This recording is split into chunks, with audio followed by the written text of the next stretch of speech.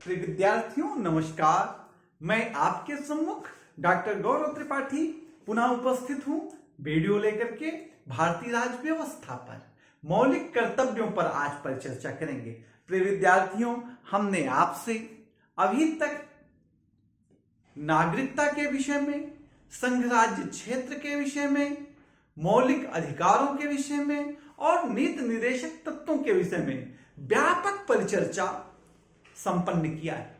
आज हम आपके साथ मौलिक कर्तव्यों पर परिचर्चा करेंगे। आइए हम देखते हैं।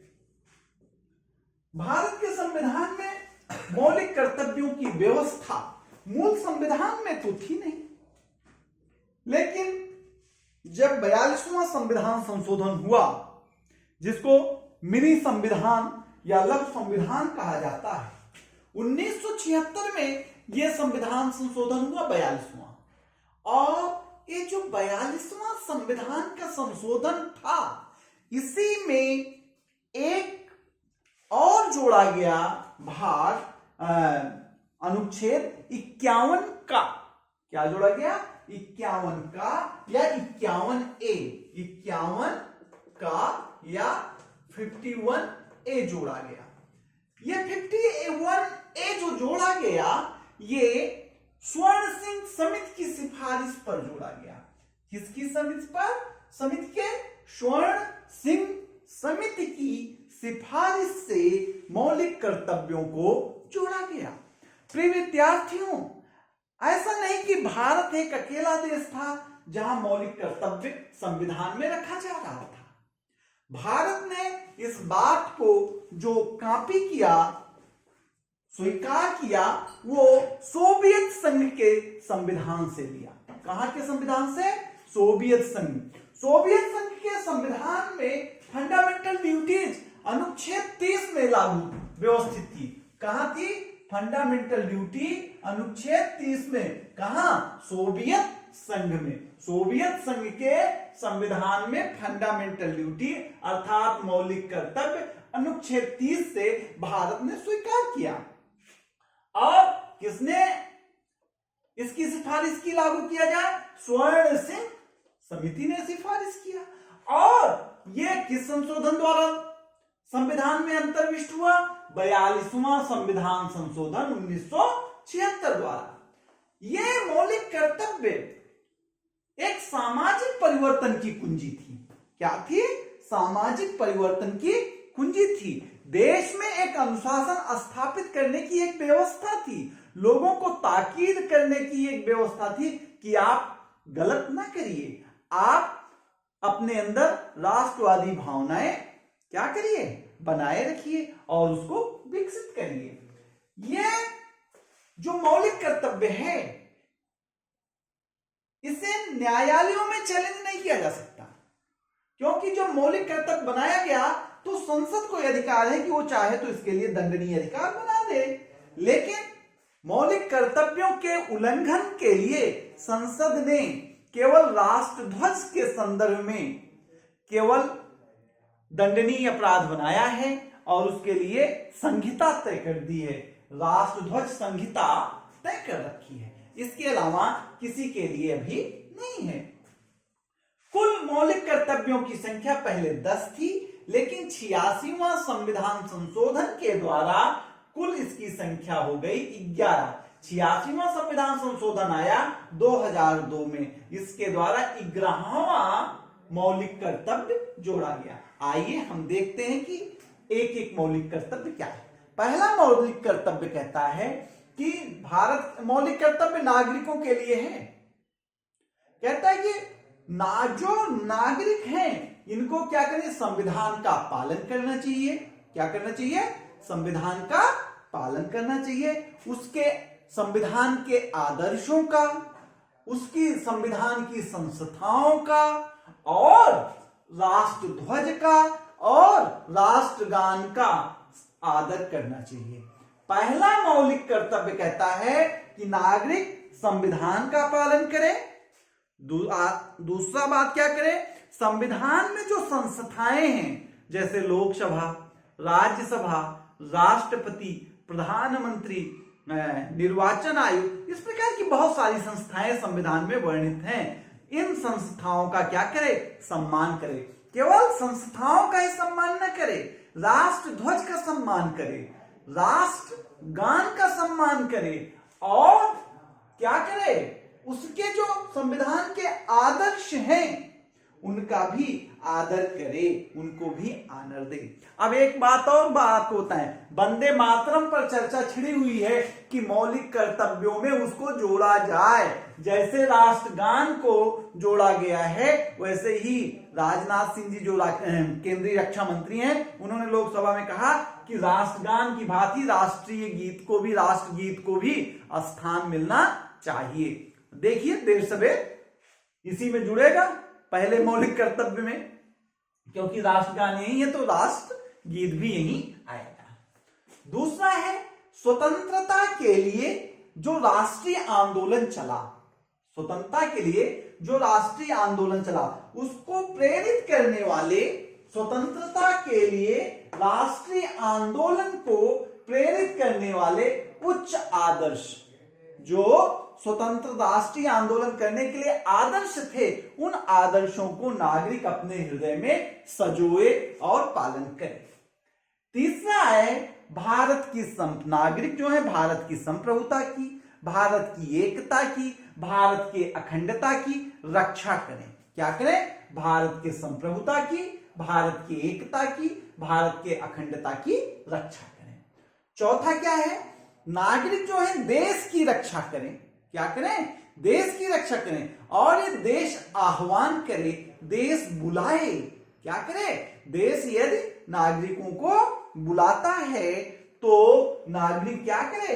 राष्ट्र की रक्षा के लिए, राष्ट्र की सेवा के लिए तत्पर हो, राष्ट्र की रक्षा के लिए, राष्ट्र की सेवा के लिए उठ खड़ा हो। पांचवा कहता है कि समरसता और समान भातृत्व, समरसता और समान भातृत्व, समरसता और समान भातृत्व को नागरिक बढ़ाएं, और जाति, धर्म, भाषा जैसी चीजों से जो भेदभाव है इसको खत्म करें नागरिक, और स्त्रियों का सम्मान करें। तो क्या करना है?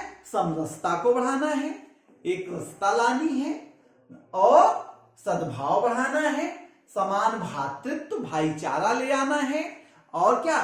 जाति आधारित भेदभाव, धर्म आधारित भेदभाव, भाषा आधारित भेदभाव, क्षेत्र आधारित भेदभाव को समाप्त करना है, और क्या करना है? स्त्रियों को सम्मान देना है। अगला क्या है? सामाजिक संस्कृति और गौरवशाली परंपरा की रक्षा करनी, सामाजिक संस्कृति एवं गौरवशाली परंपरा की रक्षा करनी है। सातवां क्या है?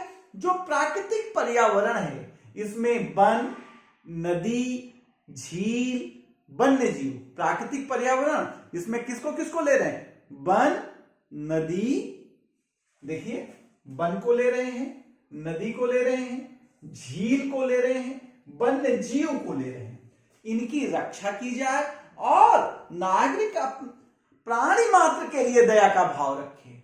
भारत की जो संस्कृति है वो यहां दिख रही है कि भारत क्या करता है?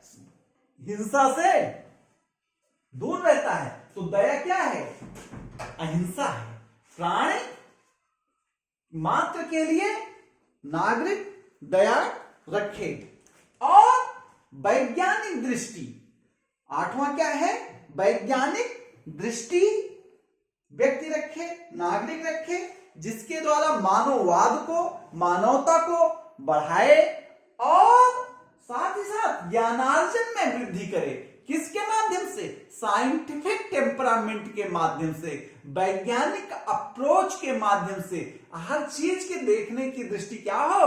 वैज्ञानिक हो, विज्ञान से युक्त हो, अर्थात रूढ़ियों को, अंधविश्वासों को नागरिक छोड़े, और विज्ञान के तरीके से, विज्ञान के चश्मे से नागरिक देखे। जैसे ये जो अंधविश्वास चला होता है, एक सब छोड़ा जाए और कार्य कारण संबंध निकाला जाए। कि कोनो बात कोनो घटना यदि घटित होती है तो ओकरे पीछे कोनो न कोनो कारण हो चाहिए। यदि कारण ना और घटना घटित होती है तो न मानी जाए। हर घटना के पीछे कोनो न कोनो कारण होए, यह वैज्ञानिक दृष्टिया कार्य कारण संबंध हो जरूरी है। और 9वां है सार्वजनिक संपत्ति की रक्षा।